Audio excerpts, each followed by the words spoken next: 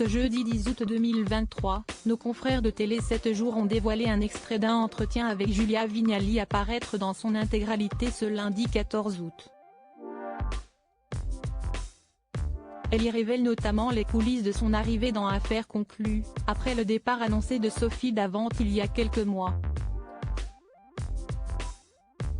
Bientôt la rentrée pour Julia Vignali, qui sera à la tête de son tout premier numéro d'Affaires conclues sur France 2 le lundi 28 août 2023, avec Sophie Davant. À cette occasion, l'animatrice de 48 ans, qui a cédé sa place cet été dans Télématin à la maman de jumeaux Maud Descampis-Fennout à Marie Portolano, fait la couverture du magazine Télé 7 jours, qui paraîtra lundi prochain. Mais un extrait de son interview a d'ores et déjà été partagé sur le site de l'hebdomadaire. Et elle y révèle enfin les coulisses de son arrivée dans l'émission d'enchères à succès. Tout s'est passé à Roland-Garros, dans le plus grand secret.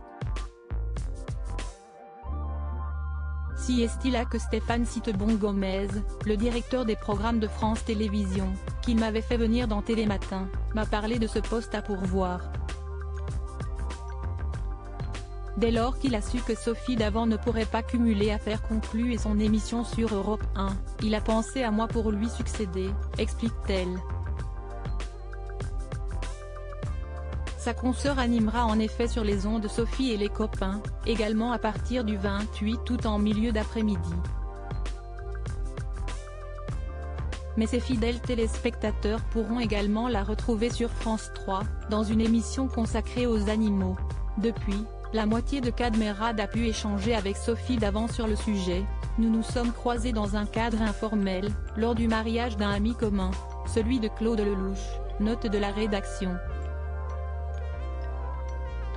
Elle m'a confié que j'avais beaucoup de chance, car cette émission est un cadeau, une vraie source de plaisir et un beau terrain de jeu. Avant de revenir sur le choix cornélien auquel la compagne de William Lémergie a dû faire face, elle a été très heureuse dans ce programme et était très attachée. Faire le choix de le quitter n'a pas été évident. Le milieu de la télévision n'est pas facile. Pour personne, y compris les femmes. Je crois en la sororité et en la transmission.